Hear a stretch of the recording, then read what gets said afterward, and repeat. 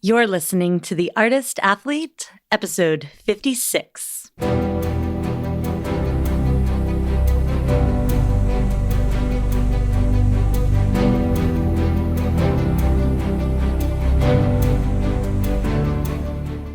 This podcast is dedicated to circus.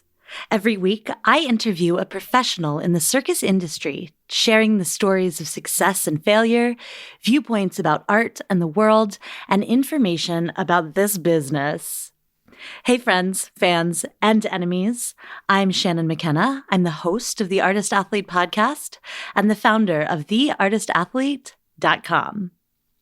I'm so happy to be back recording. I was launching my new ebook, Aerial Inversions for All, which is doing so well. Thanks to everybody who bought it. If you're an aerialist looking for aerial-specific exercises you can do anywhere, any level, it's going to help you out. You can go to theartistathlete.com. It's under the tab Online Learning and use the offer code podcast for 10% off. My interview today is going to require a little bit of a backstory. You can skip over this if you want, but it's going to make a lot more sense if you listen. So, here's the deal. Because I do everything on this show, I find the guests, I coordinate schedules, I do all the background research before I conduct the interviews, all by myself. Sometimes I keep an interview bank, meaning that I will schedule a bunch of interviews with people over the course of like 1 week. And then I release the interviews over a couple of weeks. So each episode goes out weekly as usual. But then I have more free time to train. I can work on other projects. I can lurk around dog parks, even though I don't actually have a dog, or do other totally normal human stuff. So I banked the interview you're about to hear with Doug Stewart, who is the founder and director of the US-based circus company Cirque Us. And there's also on this interview a couple of artists from the new show he had this summer. And I banked it thinking I would get it out in time for their summer tour, because part of my mission is to connect you guys who are listening with opportunities to go see circus and see the people that you hear on this show. However, this summer I had a huge mental health crisis, and it was triggered by a bunch of crazy family stuff, and I had to stop Artist Athlete podcast and general operations to make sure I got my mind right and like be a productive human in the world again. So yeah, shout out to therapy. Anyway, I wrote Doug and I was like, I'm so sorry. I failed you. I'm the worst. I would still love to release the interview because it's good. It's got some cool information. I think people would really appreciate it, but I can't release it in time for your summer tour because it's October. And Doug was awesome. He was like, oh my God, don't worry about it. Thanks for reaching out.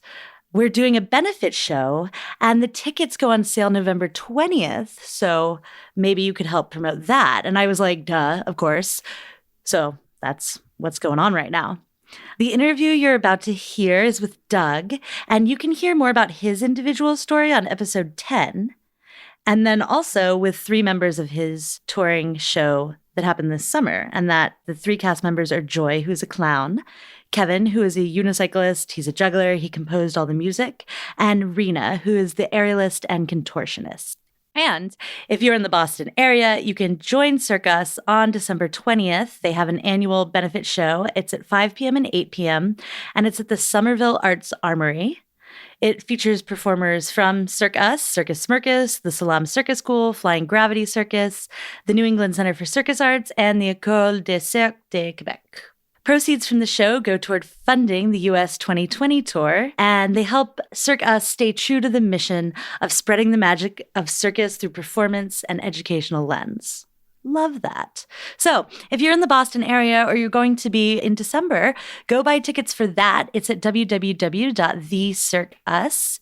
Cirque is CIRQUE, so the French spelling, the Cirque, and then US, thecirqueus.com. It's going to be fantastic. Unlike the sound quality of this interview, because it was done over Skype, Derek worked hard to fix it up. Shout out, as usual, to Derek, my editor, who always takes my podcasts, even though they're usually really late, and makes them sound oh so good. Now, Here's my interview with Doug, Rena, Joy, and Kevin from Cirque Us.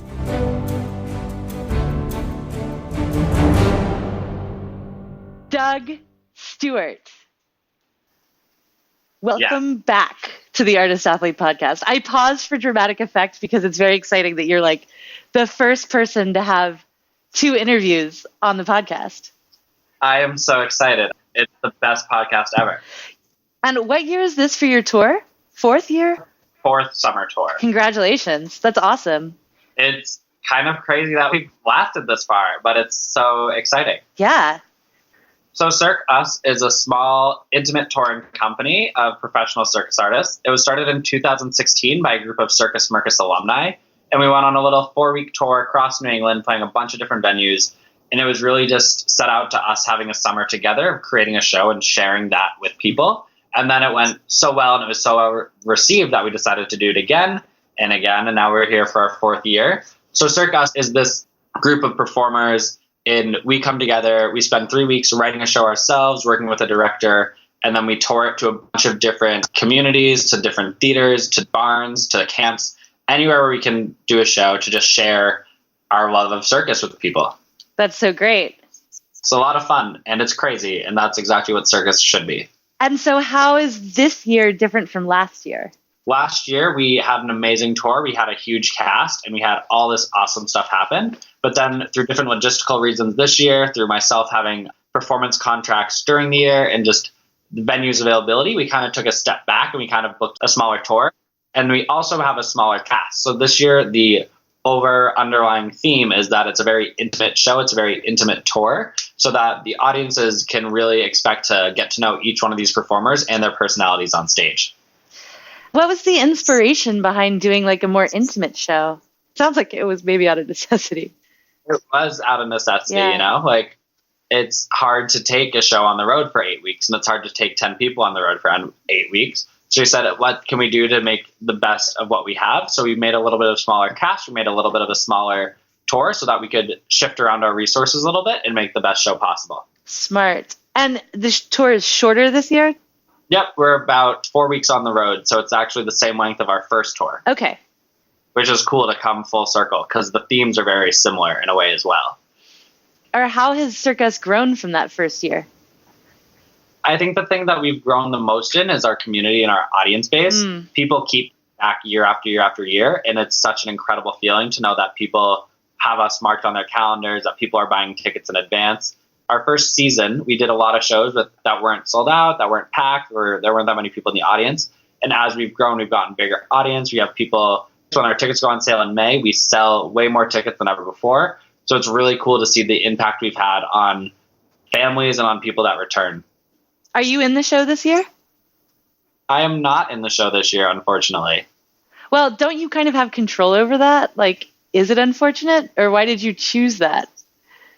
It's unfortunate because I'm having so much FOMO. I came to rehearsals a week in, and they were having so much fun, and I was like, I think I made the wrong decision. But the reason I'm not going on tour is because I am the head coach at Circus Camp this summer. Oh, cool. And who directed the show? This year's show is directed by Jesse Dryden. Jesse Dryden, who still needs to come on the podcast. I'm going to get him eventually. So you're not performing and you're not directing. So what do you see your role this year? This year, I'm mostly the producer, which is amazing. And not being in the show has actually given me the time to produce. And it's great.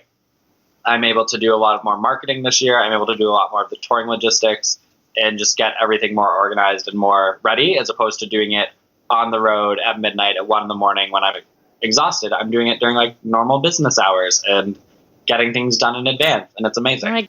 This is like a whole episode of firsts, because not only is it the first time I've had someone returning as a guest, but I have not one, not two, but 3 other guests who are the performers on this show. Kevin, Joy, and Rena. Hello. Hello. And maybe could you introduce yourself, starting with Kevin, and say a little bit about who you are and what you do? Yeah, sure. I'm Kevin. This is my very first year with Cirque Us, and currently I'm a student at the Circadium School of Contemporary Circus in Philadelphia. Nice. And you're a juggler, you unicycle. Yeah, and I play music for the show as well. Okay, what instruments do you play?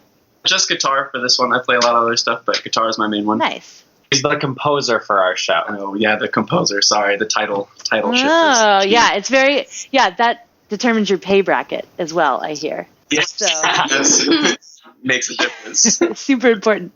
Cool, and then we have Joy. Hello, I'm Joy, and I'm the clown on the show. Excellent. Where did you learn clowning? I started a long time ago with Circus and I've been clowning ever since. That was 15 years ago. Nice. Cool. And then Rena. So what's up, Rena? What do you do? Who are you? This is my second year coming back to Cirque Us. My first contract was last year in Starstruck. I don't know if you saw that one. I was Mars. Yeah, I did. Cool. And then after that, I went to AIDA, actually, like Doug, and I did 2 months in rehearsals and 6 months on ship with them, and I was an aerialist with them as well. And this year with Cirque Us, I'm doing low hammock contortion and a couple handstands. And a couple of handstands? Yeah, just a couple. Yeah. Why not? Just throw them in. And I'm also the ensemble supervisor for this season, which is new. And what is that? Basically, as ensemble supervisor, my role is to kind of make sure the cast stays on track. So making sure that like the small things get done, that people are on time, that rehearsals run, that basically the show continues to go on as it needs to, plus gets a little bit better as we continue past rehearsals and while we're on the road. Nice. So you're kind of like a stage manager, tour manager role. Sort of. We actually have a tour manager who's coming with us. And she's also in the cast. Her name is Nina Gershonowitz. I love Nina Gershonowitz. So I feel like this is really funny because last year, Doug and I, when we did this interview, and you guys can go back and listen to that, we also just like spent probably like a good 3 minutes just cheesing out over how awesome Nina is. So another shout out to Nina. Nina! Kevin, Joy, and Rena, did you guys know each other before you were hired for this show? No. Not No. one bit. Different people in the cast knew each other from different points of their lives, but I don't think collectively we all knew each other No. at all. No. Interesting. So how did you guys come to be a part of the show? Rena, you're like an OG returning. I'm a semi-OG. Okay, semi. Respect. And so Joy and Kevin, how did you guys become a part of the show?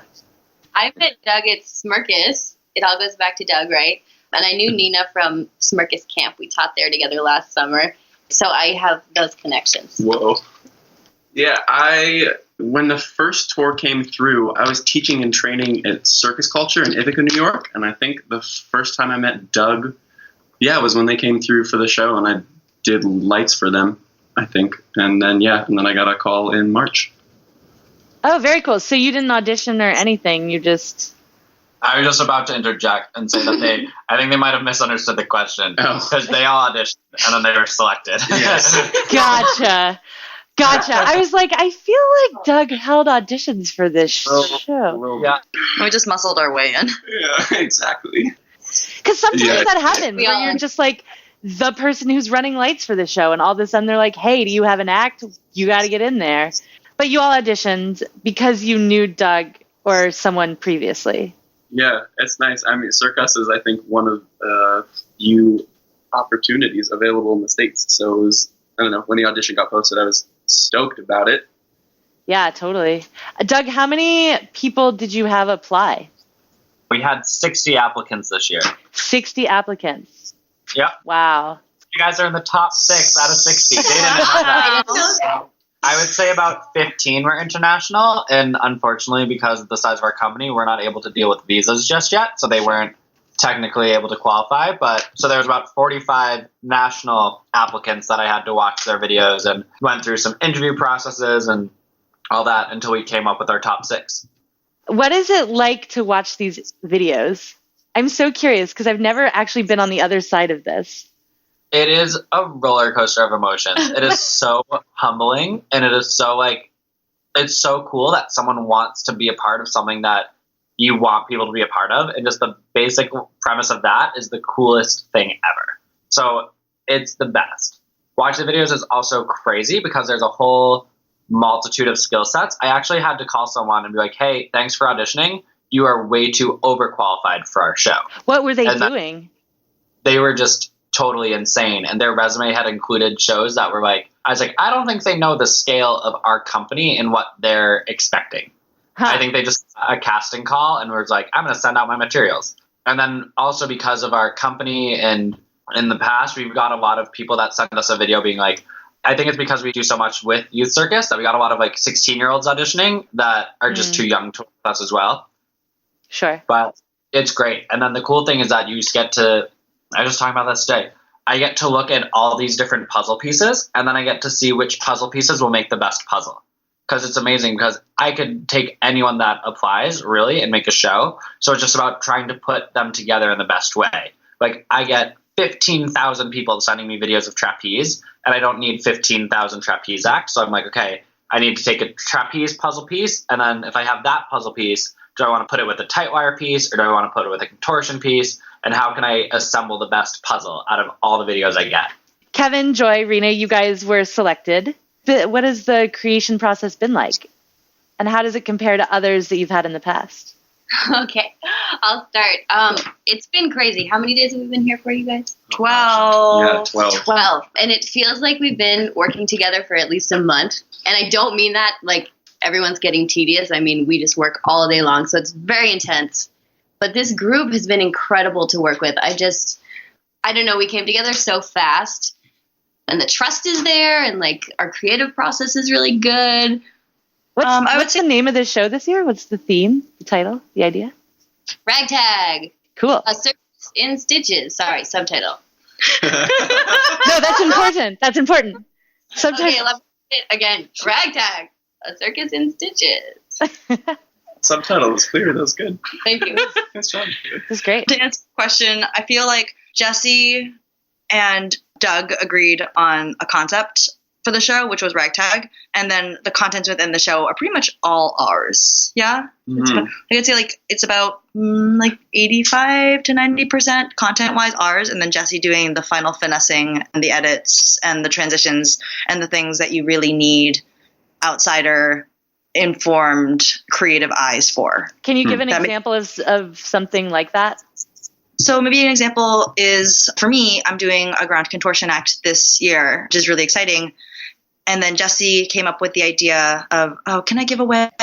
Okay. I was like, You heard it here first on the Artist Athlete podcast. he had the idea of it being kind of like a marionette piece where the rest of the cast is involved to pull the strings that make me move. Classic. Nice. Yeah, which is like really lovely and something I wouldn't have thought to add into this show. And he kind of supervises it to make sure that it looks good and reads well. Nice. But like I created the actual contortion skills. Right. So you went and you trained for years and years and years. You had a skill set, and then a director kind of put an idea, a theme on top of it, and choreographed it for you. Not even. So I created the choreography myself for this one. I think the choreography is ours. Mm-hmm. He just kind of gives it the golden seal, I suppose, and makes sure it's the best it can possibly be. Yeah, this is Joy again. The other thing is that there's so much ensemble work in this show that even though an act is usually a solo act, in this show, we're almost all involved in all the acts, which is just crazy. So, for example, Rena's act is, it would be a solo in any other show, but for this one, we're all there, we're all pulling a string, and that really takes a director to organize, to make it look good so it's not a literal tangle. Very cool. And where are you guys in the creative process now? Are you like toward the end? Halfway, yeah. Halfway. Yeah. Today is the halfway day. And how are you feeling about it? As the outside eye to the person who's not in the show, I arrived 2 days ago, and I was shocked at how well the show was coming together and where they were in the creation process. And it was really amazing to come back to something that I wasn't a part of for the first week and see how far the show is coming. They are all in the crazy stages where they're probably like, we don't know what time it is. We haven't seen sunlight in 3 days. Yeah, totally. Which happens in creation, but it is right where they're supposed to be, and it is amazing. I feel like there is that moment in the creative process. Actually, I feel like it's a huge span of time where you don't quite know what you're making, and you can't. Yeah. Is that what your experience? Like, have you guys had this experience where you like can't see the forest for the trees because you're like, I don't know if this is good or not. It's just the thing that we keep doing over and over again. Absolutely. Because like as circus performers, like we have the tricks, right? Like you know what's good, you know what works. But maybe for a clown it's a little different, right, Joy? Like did you come in with your bits already set? No, actually, we've written all the material together from scratch. Mm-hmm. So I came, like with a couple ideas, and Jesse came with a couple ideas that were inspired by the theme, and we've been fitting them in. So we knew we wanted to do some audience participation. That's one of my favorite ways to clown, and it's like it fits in with the Cirque Us energy really well. Yeah. Maybe we interact with the audience. So we knew we wanted to do that, and then there's something I came up with just like playing in the mirror the other day. And it's funny that you said that about not seeing the forest for the trees, because today our whole cast like brain powered to try to figure out where this one clown gag would go, and we just don't know. Like we just don't know. It's a puzzle. Yeah, totally. Yeah, but it's a really exciting puzzle. Do you know when you've solved it? Will you know? Sometimes like and sometimes it takes like getting out on the road. In terms of show order, yes, I think we're going to know. For me personally, with clown gags, I will not know if anything works until there's an audience there, which is really scary. You're touring in, just like last year, different theaters, different venues all around. As a unicyclist, does that change your act any? A little bit. It's like a little dependent on the floor, but the set of the show as it stands is that there are a bunch of rugs down anyway, so it'll be a little ruggy everywhere we go. That's good enough for me, I guess. Just a little bit ruggy. Just a little ruggy. You know. That's going to be the title of this episode. It's just a little ruggy. Yes! That's so good. Cool. And then are you guys traveling together, living together, same as last year? With homestays? Yeah. Is that the plan once you get on tour? Yeah, so it's a mix of homestays and occasional Airbnbs. So it's a good blend. Currently, for this rehearsal period, we're all living together in one house, which is a homestay. We have really, really kind hosts here in Ithaca.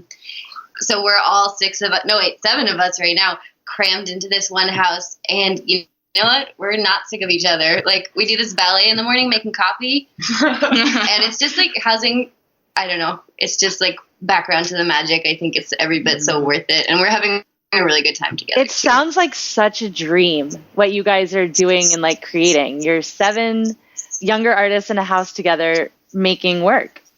It really is a dream. It's like a really special place and time to be in. And it's like this little bubble in which we can just make stuff together and with people that want to make similar stuff. And it's like this beautiful, it sounds really woo-woo, but like this wonderful synergy. For sure. It's synergistic. We're really lucky, actually. Yeah, the group of people is so good. Everybody's so kind and easy. It's great. I love you guys. And like, Aww.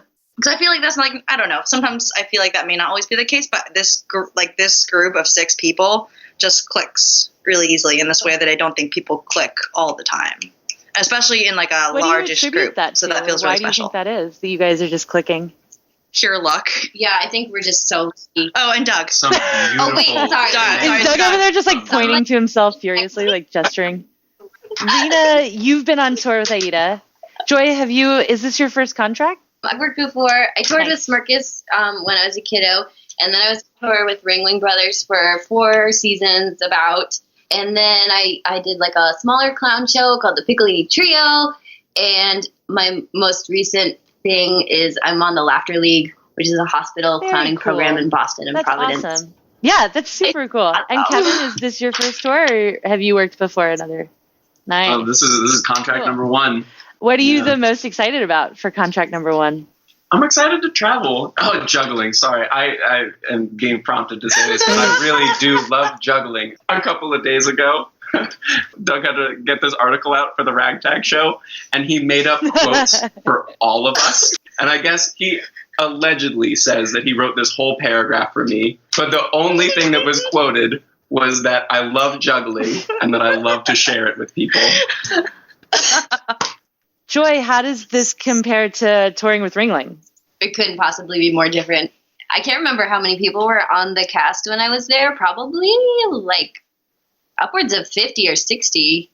I mean, there's a lot of people on Ringling. It's a really big company, and you have no creative input whatsoever. Like, maybe you can come up with one clown gag that goes in pre-show, but it's just an entirely different experience creatively. And you kind of have to find your own social pockets, you know, just out of such a big group.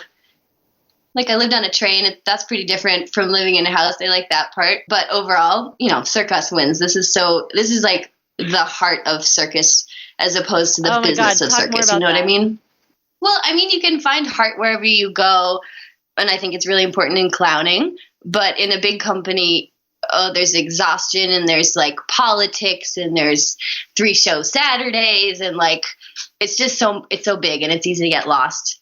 But in a show like this, it's really us and like, and our feelings for each other that we've been talking about. They're real and they're so visible. And the connection to the audience is right there. Like, we're going to be 5 feet from the audience, you know, just reach out and touch each other. And it's really, it's a very intimate experience. It's so much, I guess it's more rewarding as a performer. And yeah, so that's really funny. And I do get really nervous in front of people. But as a clown, if you can actually see humans looking at you, I think it works. So if you clown to this void of thousands of people that you can't see looking back, or who are like texting, you know, like which happened at Ringling all the time. Oh my gosh. It's like being out into the void. And for clowning, it's really important to get the response back, you know, either in laughter or just eye contact, or there's more of a conversation that happens in smaller shows. You know, like you might actually pause what you're doing because somebody says something to you and you can respond to them. So you guys, there's 6 of you. And you're all living together, training together, but you all have very different disciplines. How does that work when you're doing show creation? I get this question a lot, actually, because people are kind of curious as the difference between like training when you're developing skills, and then when you're creating, and how you keep your skills fresh or how you keep them up while you're engaged in the creative process. Kevin, can you talk a little bit about that? That's a really interesting question. I struggle with that a lot, actually, because I feel like I confuse the two often. I feel like the skills that I'm trying to attain are often the ones that I really want to put in the creation process. But it's really difficult to like take a step back from your ego and be like, no, I'll go the level down and like do the stuff that I know that I'll hit every day. I don't know. I don't really think that I personally have found a balance. I just know that I'm aware of it, but I don't quite know. I don't know. How do you feel about it right now? I think that on longer contracts, like for example, when I was on AIDA and I knew exactly what my situation would be for 6 months, it was easier for me to strike a balance because I knew what I had to perform and I knew how much time I had to train. Yeah. So I was able to balance them out a little more because I had a semblance of a schedule with free time. With Cirque Us, because we are under so many, like because we have so little time and it's go, it's kind of like having what does Jesse call them? Like blue sky dreams or blue sky goals. And then also like putting your real world glasses on and thinking about, so what's like a blue sky dream? Is that like a skill that you don't have yet?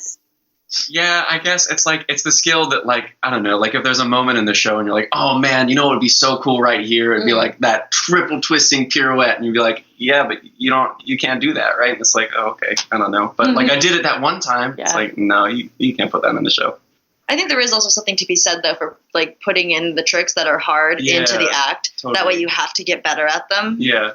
Because then it gives you something to work on all the time. Yeah. So it's like interesting to for sure. That balance between like maintaining quality and then like upping your game. I love that. But do you guys all train together? Do you have workouts that you do together? We all do abs together every morning. That's pretty fun. They're making me fly 2 highs. I'm actually learning a ton. She's so solid. She's so great. So good. I didn't think I could do a 2 high when I came here last week, and now I'm so great at 2 highs. So great at 2 highs. Can attest. Yeah. We work a lot together, especially with all this ensemble work. Even though it's somebody's act, we are all there a lot of the time, or we go off separate and work on things. Do you ever use each other for feedback? And what's that? Constantly, all the time. Yeah. I'm interested in giving feedback in a way that is productive. How do you kind of ride that, like keeping the sensitivity of the artist in mind while at the same time like the quality of the show overall? I feel like something that's really lovely about this group is that feedback a lot of the time comes in the form of excitement and inspiration. Yes. It's not like, hey, that would look a lot nicer if you pointed your toes. It's more like, oh, could you connect trick X to trick Y or something like that, or just like brainstorming. Yeah. It's also just so helpful to have a director in the room to like make the hard call and be like, no, that doesn't look good, or like, yeah, that's great. And then we can all play the role of like supportive ensemble member. Where can people find where they could see Cirque Us this summer? People can check us out online at thecircus.com, where our full schedule's there. We're also on Facebook, Instagram, Twitter, Snapchat, all those fun, wonderful things. Oh my God. I feel like I asked you this last year too, but should I get a Snapchat? Is it worth it? No. No. Okay, cool. We just do it for the kids. For the kids. It's for the For the children. We also have a really cool blog that people should check out. We've really ramped it up this year, and all the performers are writing blogs about who they are. They're writing blogs about their experiences in creation and then their experiences on the road and touring with this company. So for people that want like a more in-depth look, if this was just like the surface level, they can check out our blog. And then we're also on Patreon too, which we post some stuff on, and we have some little behind the scenes content on Patreon as well. If people are down more Cirque Us stuff. Merch? You guys got merch? We do, and we have, I was going to have Rena demo it, but there's no camera. We have limited edition ragtag sweatshirts and hoodies this year, and they have a tour schedule on the back, and they are so cool, and there's about 60 in existence. So if you come to a show, get one of these t-shirts, because there's only 60, and there will only ever be 60. Oh my God. Do you think I could give one away to one of my Patreons? Can I like, buy it and then give it away? Yeah, okay. So Patreons, I'll have a contest for you guys. If you're not a Patreon of the Artist Athlete podcast, you should become one so you can be part of this contest. I'm Patreon of the Cirque Us because we are also Patreon of the Artist Athlete, and then we all win, you know? Yay! Mutually beneficial art making. I love it. Woo! Any last words from anybody? Anything I missed? I feel like this sounds like such a great show. I would love to come see it. If I'm in the Northeast somehow, that would be really awesome. I'm just going to throw out some tour places we're going to. Beautiful. We're in upstate New York. We're in Round Lake, New York. We're in Boston. We're in Portland, Maine. We're in White River Junction, Vermont. We are in Greensboro, Vermont. We are in Brattleboro, Vermont for all the people at NECA. We're doing about 10 stops this summer, so make sure you come check out the show because it's really, really awesome and you don't want to miss it. Sweet. Well, thanks so much for coming on the show, all of you guys taking the time. I am so excited for Cirque Us's 4th year. Are we? Woo! Yay! Woo! All right, y'all. Well, toy, toy, toy, Mirror Day. Thank you, Shannon. Thank you, Shannon. Yeah, thank you. Bye.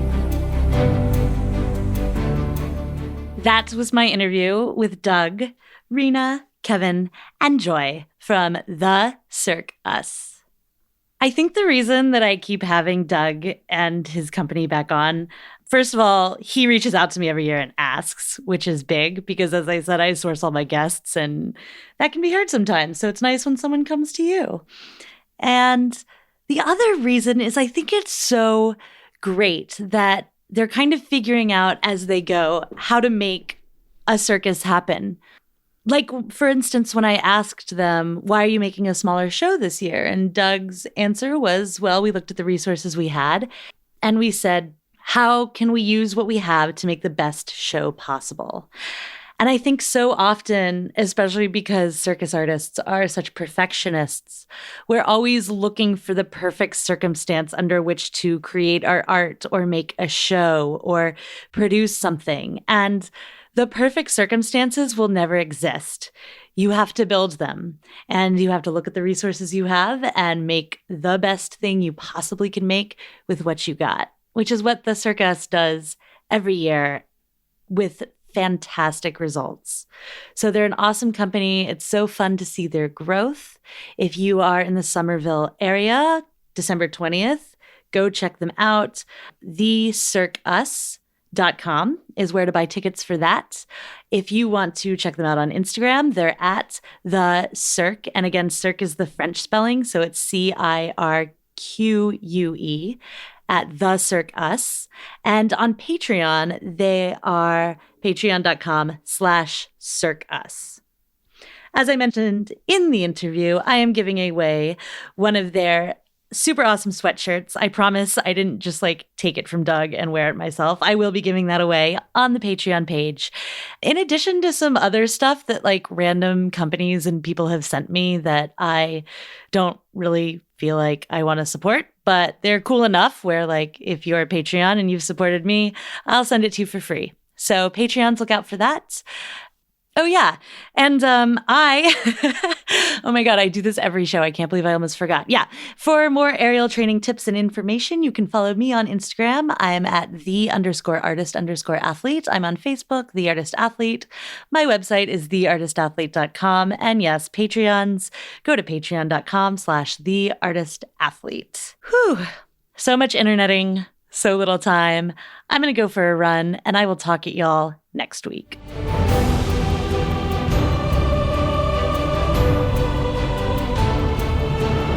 The Artist Athlete podcast is supported solely by donations from people like you. Here's what some of those people have to say. Aloha! My name is Beth Russell, and I live on the beautiful island of Maui, Hawaii. I am an aerial artist and movement instructor specializing in chakra yoga to keep me balanced and grounded. I play with silks, trapeze, lyra, rope, acro, aerial yoga and dance, slacklining, pole, bungee, and climbing. Really anything that goes up and allows me to explore 3D space. You can find my dedicated aerial page on Instagram at Maui Aerialist. If you find yourself coming to Maui, let's play. Hey there, friends, fans, and enemies. This is Chris Alston, Patreon of the Artist Athlete podcast. Straps artist and lyra performer and acrobat out of Greenville, South Carolina. So, if you're ever passing through, make sure to stop in and see me and my friends. We have a wonderful space, and we'd love to see you. Hi, my name is Erica Lee. I'm from St. Louis, Missouri, and I'm an aerialist. I teach performing arts to elementary school during the day and do pole and slings and rope by night. I really, really like the Artist Athlete podcast because it gives me a lot of circus goals to look forward to. It gives me a lot of insight on what's going on around the world in circus, and that's why I'm Patreon. Hello, all. Thank you for tuning in to the Artist Athlete podcast. I am Opal Schwartz from Minneapolis, Minnesota. If you're ever in the cities, feel free to stop by the Aviary Minneapolis. It's a great time. With that, I hope you all have a wonderful rest of your week, and goodbye.